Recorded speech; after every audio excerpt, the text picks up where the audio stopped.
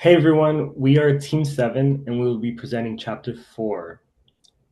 But first, we will start off with introductions.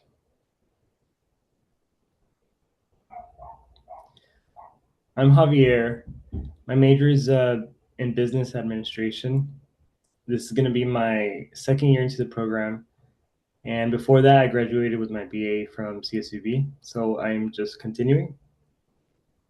Some work experiences. I managed my family's restaurant a couple years ago, and I am currently working as a server. Plans for graduation, after graduation, just to work more. And a fun fact about me, I enjoy photography and camping. As you can see in the corner, that's me at Lake Tahoe just this past summer. And I'll pass it off to Yuri.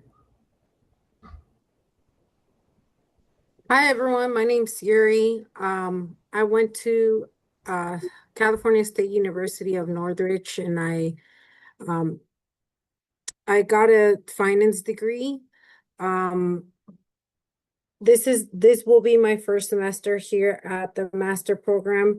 I am currently working at Spartan Truck as a ERP implementation and continuous improvement manager. What do I plan to do after graduation? I just continue to grow professionally within my organization as it is a place that I love to work. But in long term, I would like to open up my own business. And then now the moment we've all been waiting for is the fun fact. Let's address the elephant in the room, or should I say tiny elephants in this case.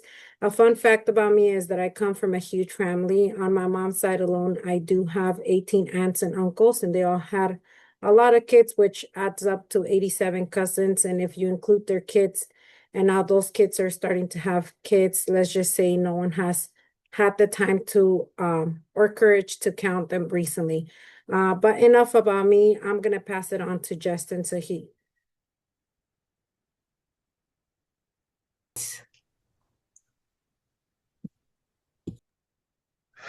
Sorry about that. So I got my degree here from CSUB. I got my bachelor's in management. This is my first semester in the MBA program. And for work experiences, I do currently work here at CSUB as a records and scheduling coordinator. Prior to here, I worked at the Superior Courts, and before that, I worked retail. In regards to plans after graduation, I'm honestly not entirely sure yet, so we'll see where that goes. And a couple of little fun facts about me. I do love the outdoors. I am an avid cyclist, so if you happen to see me out on the bike path, wave and say hello. And onions don't make me cry. So I'll go ahead and pass it on to Meston. Hey everyone, my name is Maston. I'm an international student from Mali, West Africa. My major right now is business administration, and my BA degree was business finance. My year at CSB right now, I'm into my last semester. Hope to graduate this December. Work experience. I was in referee here at CSUB. Plan after graduation, I'll create my own business back home. And fun fact about me is that I speak three different languages and I read Arabic fluently, but I can't speak it.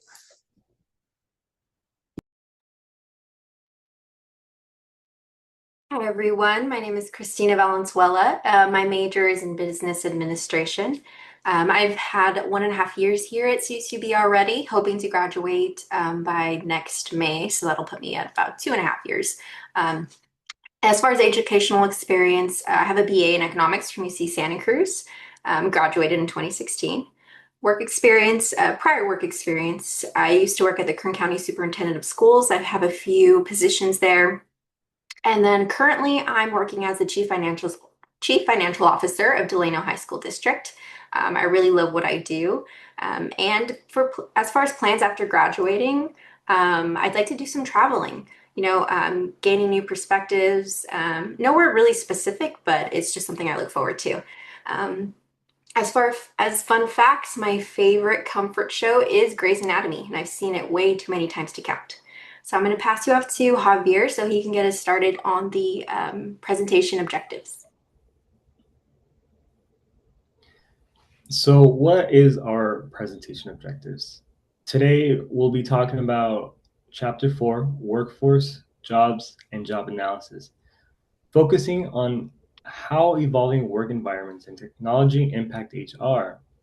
Some of the concepts we'll be discussing today is workforce profile, the nature of work and jobs, designing flexible jobs, and understanding and implementing job analysis. We will then use these concepts in how they relate to the case study to understand the opportunities and challenges presented by AI in human resource management. Our presentation aims to highlight the ever-changing roles of HR and AI that will reshape the future of work. So by the end of this presentation, you should walk away with a better and deeper understanding of Chapter 4. Now I will let Justin go into more detail. Okay, so I'll be giving you guys a summary of chapter 4, and I'll break it down into just a couple of different smaller pieces. So I'll speak about the evolution of the industry and how that's brought about the need for workflow analysis and job analysis, and how those go into building job descriptions and job specification, and just in general what all that means. Next slide, please. So the book speaks about the evolution of the workforce. Right now, we're in something that's been coined the fourth industrial revolution or Industry 4.0. Now, what does that mean? Essentially, it's the integration of technology into all aspects of the professional workspace. This includes AR, AI, virtual machines, computers, telecommuting, and the like. Another factor to be considered in this evolution of the workforce is being coined the graying of the workforce. Next slide, please.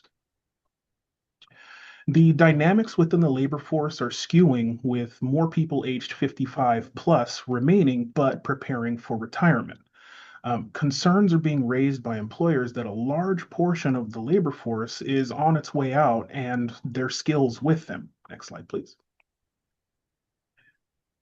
Now, it's necessary to understand that with potential, um, you have to understand both the pros and cons. In simpler terms, growth comes with drawbacks. Evolution of the workforce comes with pluses and minuses, and understanding those pluses and minuses is paramount to the success of a business. Now, you may ask, how do you identify the areas that need attention?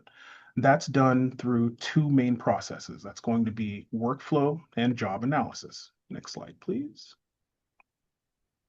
Workflow analysis identifies efficiency concerned areas in a broad scale using the flow shown on the left here. So initially, you go ahead and identify workflows that need to be analyzed.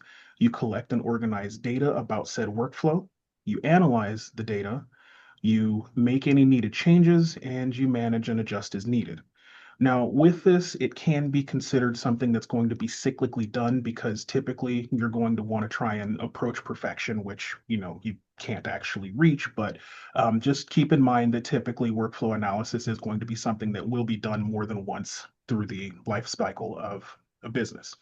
Now, job analysis, although not identical, follows a similar cascading process, which eventually develops the specifics for the job, i.e., your job description, which would be the tasks, duties, and responsibilities, and your job specification, which will be the qualifications, skills, and personal characteristics that are required for the job. But I'll go ahead and pass it off to Christina, who will dive a little bit deeper into how the chapter concepts relate to our case. Thank you, Justin. To add to this discussion, I will address job flexibility and work-life integration. Work today is no longer defined by where you sit or when you clock in. It's defined by how well organizations balance flexibility, productivity, and employee well-being. Throughout the job design and or redesign process, it's important for employers to consider flexible work arrangements. To define flexible work arrangements, those are the ability for employees to perform their jobs independent of time and location. So there has been a growing interest in job flexibility in the areas of teleworking or telecommuting and work scheduling. These arrangements are attractive to employees and are enabled by technology that enhances collaboration and streamlines workflows. Many organizations are also experimenting with flexible workspaces, such as open floor plans, shared offices, lounges. However, there are trade-offs. Open offices may lower costs, but they can often lead to distractions, reduce privacy, and even higher rates of illness. Too much technology flexibility can also create information overload, and it makes it harder for employees to focus and make good decisions. Because of this, some companies have scaled back on remote work in favor of the traditional office setting. They believe face-to-face interaction really supports creativity and innovation.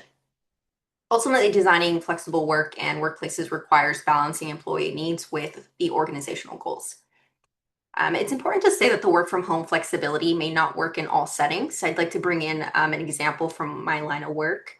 There is a bit of a pushback on the work from home flexibility because of the lack of technological advancements on the part of the organization itself and the restrictiveness of educational law and policy. So, to explain, the education sector still has a lot of requirements surrounding hard copy records.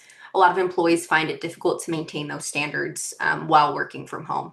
On the flip side of that, though, when I worked at the County Office of Education, we were actually piloting a program that would take a position that required a lot of printing, a lot of manual work and auditing to an almost entirely electronic auditing process. So while we were piloting that program, COVID actually hit.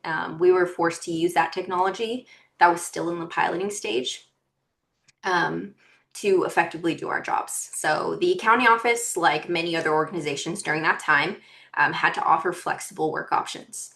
And that software luckily allowed them to do so. The key point here is that flexible work is often made possible by using technology like AI to enhance collaboration amongst employees and make workflows more efficient and effective. Job design can enable place flexibility or telework and telecommuting. Telework refers to employees working remotely using technology, and it's becoming a lot more common. It does have benefits. It reduces commuting, saves employees time and money, improves morale, lowers stress, helps employers attract and retain talent.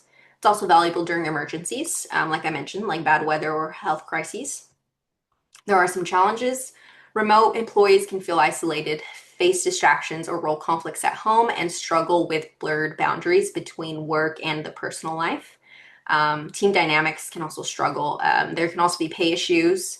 They get a little bit more complicated, especially for non-exempt employees. So, to manage all of this successfully, organizations need clear policies to set their expectations, define boundaries, and address issues like work hours, communication, and motivation. Job design can also enable work scheduling. So work schedules are no longer limited to the traditional 9 to 5, 5 days a week. Organizations now use a variety of flexible arrangements, including shift work, compressed work weeks, part-time schedules, job sharing, and flex time. Beyond scheduling, companies are facing or are focusing, on work-life integration. So they're trying to ensure employees can meet both their professional and personal needs.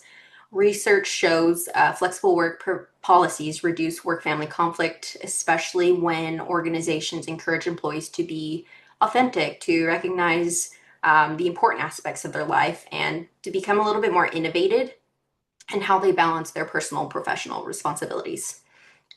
There are still challenges. Some companies do reward long hours, inconsistent application of policies, tend to erode trust as well. So, in the end, job flexibility and work-life integration are about creating options that meet both organizational goals and employee needs. So, whether it's remote work, flexible schedules, or supportive policies, the most successful workplaces are those that use technology and thoughtful design to give employees choice, without sacrificing collaboration, creativity, or performance.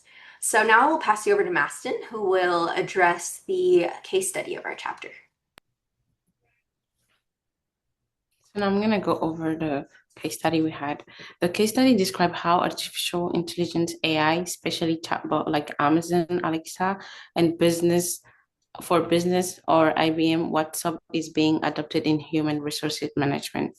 This chatbot can handle tasks such as recruiting, onboarding, answering employees' inquiries, and supporting training. Employees, especially millennials and Gen Z, expect quick, accurate, and personalized answer, which chatbot are well suited to deliver. AI-driven tool can ensure consistency in employees' communication, help with talent acquisition and onboarding, and also collects and analyze employees' concern. For example, wellness program, benefit, and training. The case emphasizes how HR professional must adapt to this technology to maintain efficiency while still fostering meaningful employees' relationship. So now we had two questions. And the first question was about skill and connection. And personally, I think HR and training professional must build digital skill, data analysis ability, and changes management expertise to use AI effectively. They should combine AI-driven efficiency with human-led guidance in areas like training and employees communication.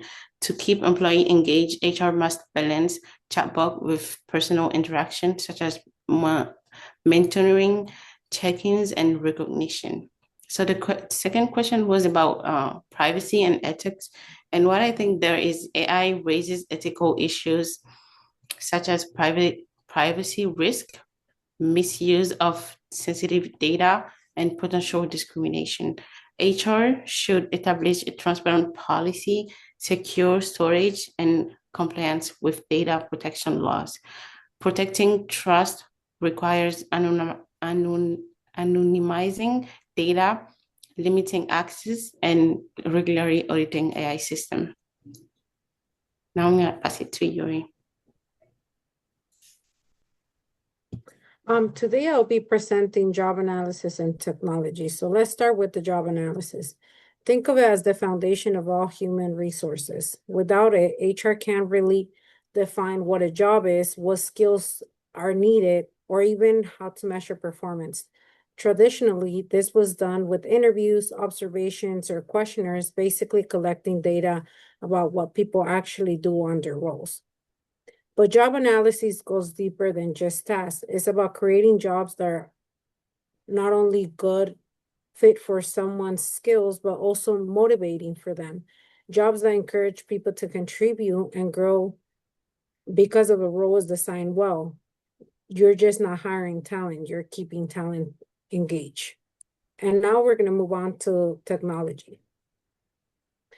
Now, here's where the things get interesting. HR has been evolving in the past few years.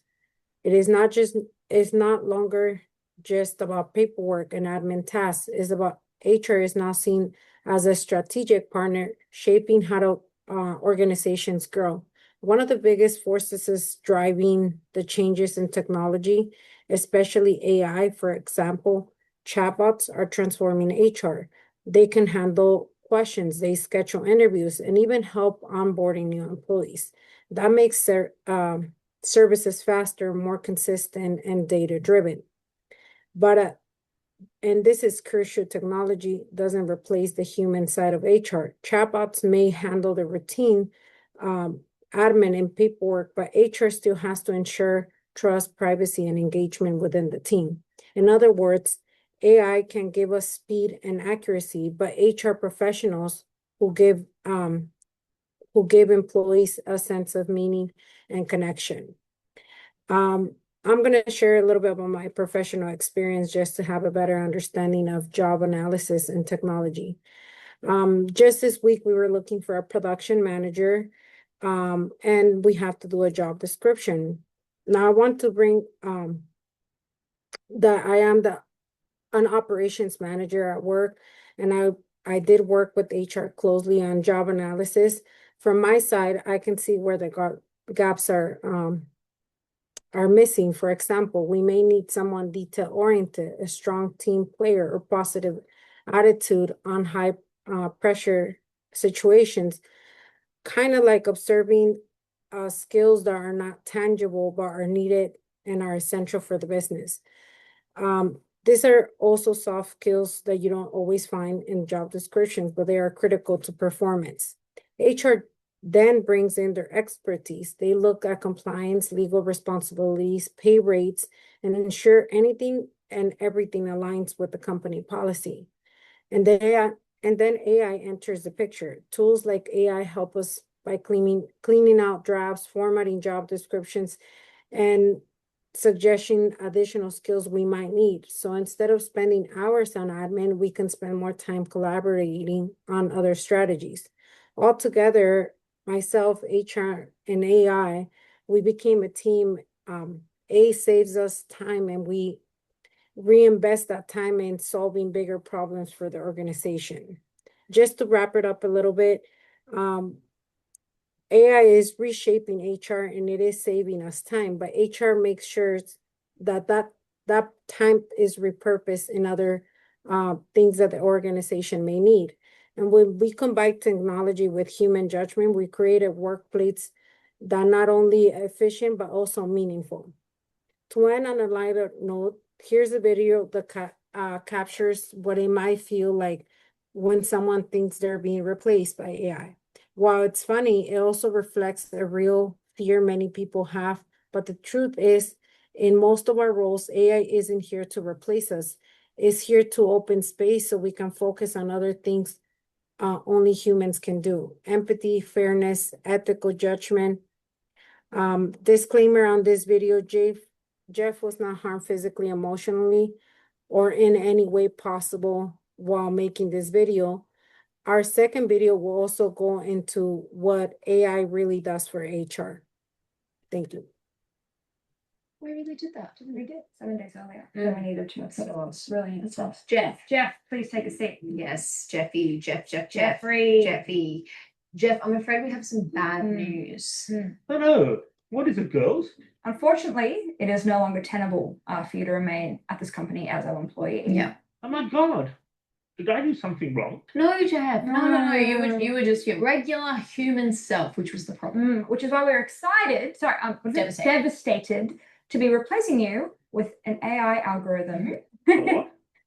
An AI algorithm. I mean, this thing is amazing. It does all of the boring data stuff that you do, except 10 times better. And faster. Yeah. Exactly. But what about everything else I do in the office? Like for office morale? I don't know. What do you do? I bring in homemade butter snaps. Oh, no. Yep, Well, that's a shame. We will have to no longer pretend to eat those. My morning compliments. Well, actually, the AI formulates better compliments based on the daily photos that we upload into the systems. And those feel more real and genuine to me because actually based on data and numbers. Humans lie. So also the AI doesn't have any mental health problems. So we can probably fire HR. Or get an AI HR. It could be called human AI resources. Just came up with that. Isn't that love brilliant? It's brilliant. It's because I'm spending time with AI. I love that. I'm getting all these ideas. It's crazy.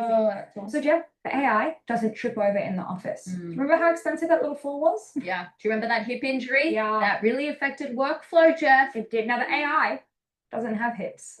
Well, actually, it can have hips if we want it to have hips. That's something we can just Something we talk can about play later. later. Definitely can Play with that. Yeah. But I can still be your dad, can't I? No, I forgot he was an nepotism hire. That That makes is so right. much No, sense. you are my dad and my employee, but unfortunately, we can't really have you in either of those roles anymore. I have a new AI chatbot that's talking through all my childhood traumas with me in the moment, healing my inner child.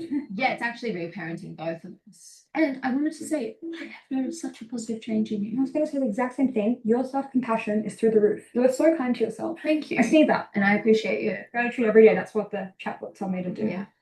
But what am I supposed to do now? I don't know. I mean, what do humans do So like what humans do or something. with their free time? But you're humans. Yes, we are. We are. We are Thank you humans. for that reminder. Wish I wasn't. Anyways, how soon can you pack up your stuff and leave? I guess I can go right now.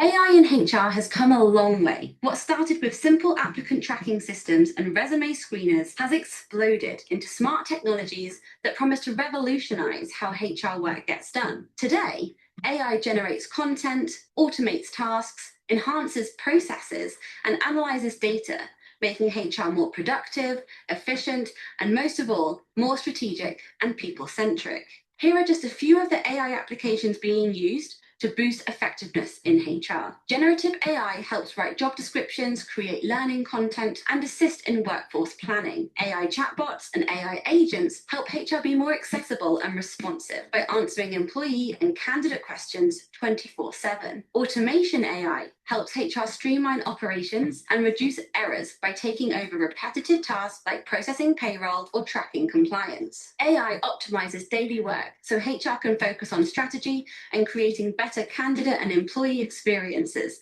that support HR and business goals. Of course, AI brings its challenges too, like guarding against bias, protecting employee data, and meeting compliance, making human judgment matter more than ever. With so many opportunities and AI tools out there, getting started can feel intimidating. The good news is you don't have to be a tech expert to begin. Start by asking, what problem am I trying to solve? What outcome do I want to achieve? Do I have the skills to make it work? Keep in mind, AI isn't replacing HR. It's redefining it. The future belongs to HR pros and HR teams who can combine AI technology know-how with business skills, HR skills, and deeply human skills. And while not every HR professional will need the same AI skills, every HR professional will need AI skills. Whether you're leading a HR team or shaping your own future in the field, now is the time to lead the change and build AI fluency.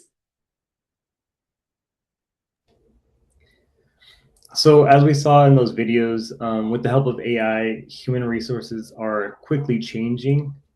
The video emphasizes on how it makes HR more productive and efficient, with focusing less on simple repetitive tasks and concentrating on difficult ones AI can't help with yet. AI will be critical for a company's competitive edge in the future. And sometimes I wish we had a AI chatbot at my work just to answer fast, simple questions. Instead of texting my manager, waiting for a reply, just message the chatbot like, hey, where can I find my pay stubs? Or how do I log in to see my schedule? Next slide. All right, thank you so much, everyone, for your time and attention. So before we officially conclude, we did come up with a few discussion questions to get the conversation started on the discussion board. Question 1, since job analysis is considered the foundation of human resource management, how might inaccurate or outdated job analysis impact hiring, training, and performance management? Question 2, how can well-written job descriptions support the effective use of AI in HR processes like recruiting, onboarding, and training? Question 3, how might AI tools like HR chatbots or virtual assistants improve the employee experience, particularly for remote or dispersed teams? So that wraps up our presentation on Chapter 4, and we look forward to your responses and feedback. Thank you.